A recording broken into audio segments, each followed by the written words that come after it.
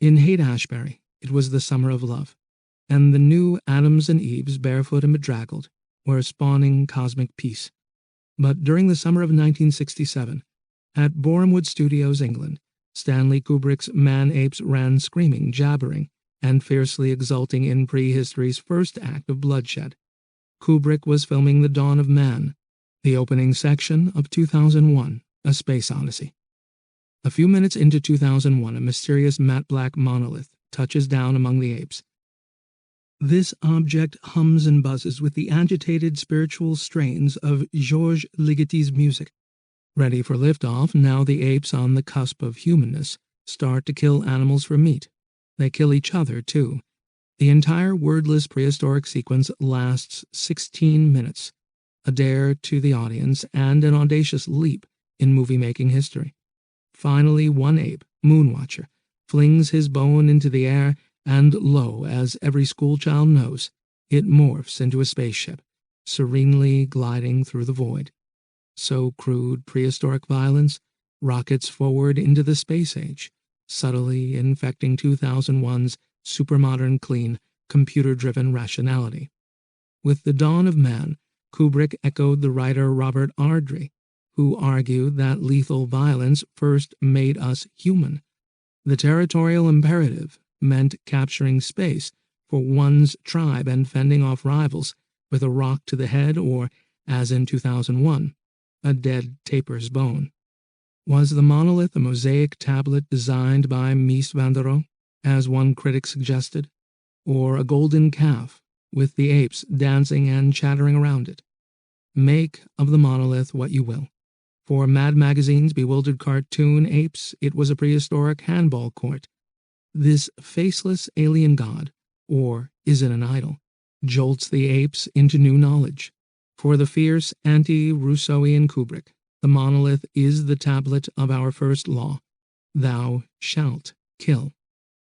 The Dawn of Man's monolith was only the first of the film's many puzzles. The wide-open quality of 2001, the way it demanded that viewers speculate rather than simply being absorbed by what they saw on screen, was something new in Hollywood movies. 2001 contained little dialogue and much space for imagination. 2001 was one of a kind, and it still looks shockingly new more than 5 decades later. After the apes, we find ourselves beamed into space, where everything turns slowly and magnificently to the tune of a Strauss waltz. At the end, more than 2 hours later, we are left to wander with the astronaut Dave Bowman, Keir Dullea, everyman, and blank slate through a Louis XVI bedroom until the star-child turns his gaze on us, no more innocently, perhaps, than the rapist and the murderer Alex does in the first shot of Kubrick's next movie, A Clockwork Orange, which, like Altamont, sounded the death knell to a decade's hopes for peace and love. There is the clarion music of a different Strauss, Ricard, a Nietzschean dare for us to brave metamorphosis, and the sublime overload of the avant-garde Stargate sequence, where Bowman sees and feels new thresholds, new anatomies, per Hart Crane, and during which one early audience member, who was tripping of course like most everyone in the theater, ran through the screen shouting, "It's God!" Not even heroin or the supernatural ever went this far, said the critic David Thompson about what cinema does to us, its super-real spellcasting power. No movie has ever gone as far as 2001, soaring before and beyond the human, showing us the silence of infinite space. More than any of his other movies, this one fits Martin Scorsese's comment, "Watching a Kubrick film is like gazing up at a mountaintop. You look up and wonder, how could anyone have climbed up that high?" The seed for 2001 was planted in 1964, when Kubrick first heard about Arthur C. Clarke. That spring, Kubrick was in New York, enjoying the growing success of Dr. Strangelove, which had opened in January. Stanley and Christiane's friends included Terry Southern, Artie Shaw, and their wives.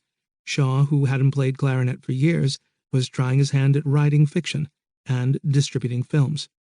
He was a champion marksman, and, like Kubrick, he had a big gun collection. He and Kubrick bonded over their shared love of jazz, weaponry, and movies. Shaw knew that Kubrick wanted to make a science fiction film and was looking for a co-screenwriter. So he told him to look into a novel called Childhood's End by Arthur C. Clarke. Clarke, who was also a science writer and amateur astronomer, lived in Ceylon, and he was chronically short of money, mostly as a result of funding the projects of his filmmaker boyfriend. Kubrick got Clarke's novel and read it eagerly with Christiane by the bedside of 4-year-old Vivian, who had a dangerous case of the croup. Listening anxiously to Vivian's breathing, Kubrick tore the paperback into chunks, handing the pages to Christiane when he had finished them. Arthur, we thought, was the ultimate, Christiane remembered. Kubrick's friend, Roger Karras, sent a telex to Ceylon, and Clarke cabled back, frightfully interested in working with Enfant Terrible. Kubrick treasured Clarke's ability to give a human response to the expanses of cosmic space. He said to Jeremy Bernstein that Clarke captures the hopeless but admirable human desire to know these things that they can never really be known. The sense of sadness, the poetic sense of time passing, the loneliness of worlds.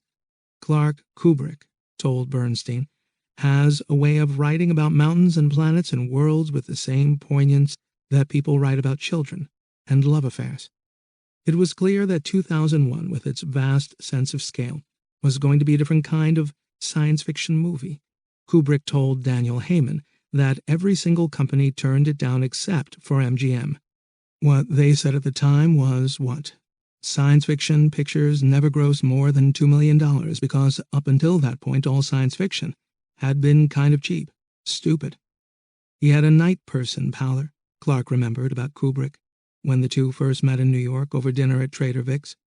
In the mid-60s, Kubrick was clean-shaven, and he had, Bernstein remarked, the somewhat bohemian look of a riverboat gambler or a Romanian poet. Before long, Clarke was ensconced in the Chelsea Hotel, where he ate a lot of liver pâté on crackers, pursued a love affair with an Irish merchant seaman who lived down the hall, and rubbed elbows with fellow Chelsea residents William Burroughs and Allen Ginsberg. Clarke was writing several thousand words a day of the script, and he met with Kubrick constantly to hash out the details of what would become the most innovative science fiction movie ever. Science fiction films have always meant monsters and sex, Clarke said later, but his and Kubrick's was going to be different, a serious glimpse into the destiny of humanity. In an early version of the script, spindly Yochimedi-inspired aliens welcomed the surviving astronaut, a Spielberg touch avant la lettre. Kubrick and Clarke eventually came upon the idea to end with the Star Child, who spurs fright and bliss at once. In a revolutionary twist, the aliens themselves remain invisible and unspeaking, like a philosopher's idea of the divine. It's possible that Napoleon's march to Moscow invited more practical challenges than the making of 2001. Then again, maybe not. Michael Benson tells the whole story of the production superbly in his book Space Odyssey. Filming began with the sequence in which the scientists, posing for a selfie around the monolith they discover on the moon, reel from the ear-piercing sound it emits. As on Strangelove, Kubrick was his own cinematographer for these handheld shots. Production ended with the dawn of man, the most difficult part of 2001, since the right costumes and gestures had to be invented so that men could realistically play apes. Live-action production for most of 2001, with the exception of its prehistoric prelude, occurred in the 8 months between December 1965 and July 1966. Then came nearly 2 years of post-production. Kubrick was a fiend about asking for one more take, and the crew slowly got used to his mantra, do it again. 2001 was at the time, and may still be, the most technically daunting movie ever made. It demanded Kubrick's constant attention and even more constant inventiveness. The movie required more than 200 process shots. The original negative was stored as a held take, and then foreground and background elements were painstakingly added. For example, the stars or the Earth through a spaceship window. After many months of trial and error, the outer space scenes started to look right. Kubrick's groundbreaking filmic inventions in 2001 demanded careful decision-making. Christiane said that Kubrick was very much a chess player. When he made moves, he said, Don't relax too soon. That's when you make mistakes. Kubrick once commented that chess teaches you to control the initial excitement you feel when you see something that looks good, and to think just as objectively when you're in trouble. During early work on the script, Clarke noted in his diary, Stanley has invented the wild idea of slightly fag robots. The robots eventually became the HAL 9000 computer. Kubrick chose the Canadian actor Douglas Rain to play Hal because he said Rain's voice had a patronizing asexual quality. Hal is both strangely soothing and malevolent, a blend that seems just right for today's technological inroads into your life. You can now even order an Alexa terminal that looks and sounds like Hal, though, as someone joked, you might not want to give him control of your garage door opener. 2001, that halcyon and disquieting film, has at its center the strangely human pathos of its computer, the main character of the film's middle section, along with the astronauts Dave Bowman and Frank Poole, Gary Lockwood, who have been sent to Jupiter to investigate the source of the signal given off by the monolith found on the moon. Hal is both the movie's bad guy when he decides to kill off the astronauts to ensure the success of the mission, and its sacrificial victim when Bowman disconnects him. The movie's point-of-view shots are mostly from Hal's perspective, that nervously pulsating red eye, beating softly like a heart. Hal can read lips. This is how he finds out about the astronaut's plan to pull the plug on him, and he can read emotions. He is also something of a philosopher. Here is Hal's cool definition of the good life, which sounds straight from a techie-minded self-help book. I am putting myself to the fullest possible use, which is all I think that any conscious entity can ever hope to do. Whether or not he has true feelings is something that I don't think anyone can truthfully answer. Dave says this in Hal's hearing to a BBC interviewer. Hal's ego is based on his reputation for faultlessness. He encapsulates reason, that God of the future. But he also has a very human feature built into him. When he lies and gets caught, he feels guilty. Hal can't figure out what ought to come first, his guilt over tricking his human colleagues, or his duty to his NASA bosses, which causes him to lie. Here is the lie that trips Hal up. This pivotal moment of 2001 occurs when Hal tells Dave he has doubts about the mission. Bowman shrewdly replies, "You're working up your crew psychology report," correctly intuiting that Hal is only pretending to be doubtful in order to test the reliability of his human colleagues. Hal admits to Dave that he has indeed been investigating the crew's psychology, and he seems relieved at being found out. But Hal then nervously changes the subject, reporting an equipment malfunction that doesn't actually exist. This is a mirror neuron response that suggests Hal's own guilty similarity to the fallible humans. The computer feels guilty because he has been given the job of spying on the very creatures in whose image he is made, and this job requires him to speak falsely.